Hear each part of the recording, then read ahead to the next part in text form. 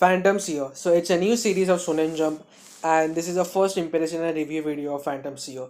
So it's Leo, your fellow weeb, and let's get started. So here's a quick summary of Phantom Seer. If something strange and mysterious occurs, you should go to him. They say he has psychic powers, but convincing him to actually help deal with fierce phantoms may be a challenge.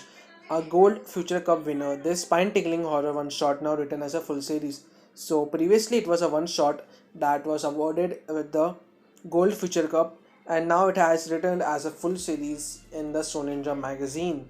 So anyway, I have read this chapter and I have mixed feelings about it, but mostly the feelings are good. So before starting the review, I'm gonna say this series is heavily influenced by Bleach or Noragami.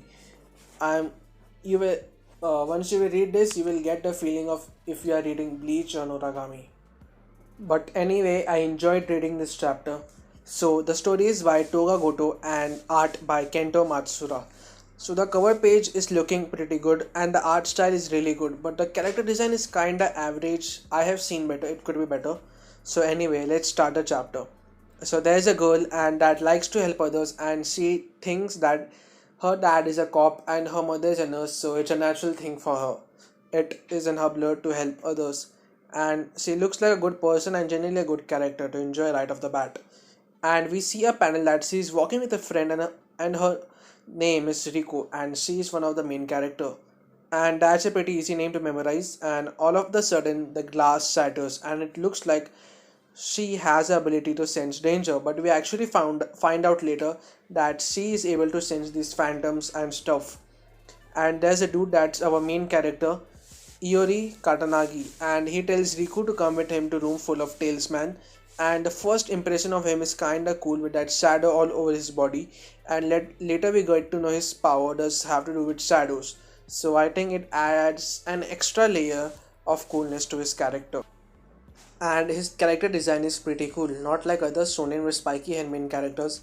Anyway, pretty far I'm liking his character, and I think this series is a pretty good story and a build up for a start, and I'm gonna review it often on this channel, so stay tuned. And I already wanted to talk about phantoms. Basically, Ruki is being haunted by phantoms, not exactly haunted, stalked by phantoms. So they are not the souls of dead people, but they are some weird creatures that takes human lives. And we are now introduced to Iris' older sister, and she is super strong, and she is one of the strongest shaman of their countries. So basically, shamans are people with special powers, and they can exorcise phantoms. And our main character is Iori is also a shaman.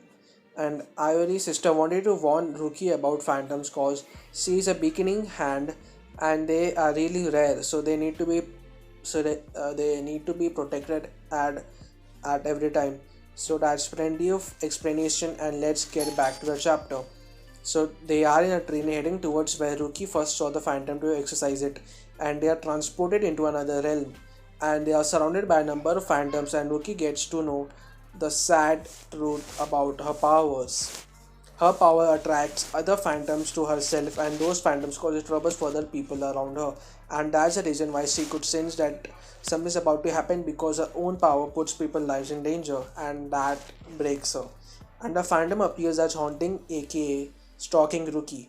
And Iori is hurt in the process of rescuing Ruki, but it's not a big deal for him. But he's instantly recovering by his shadow powers, and he calls upon his own phantom.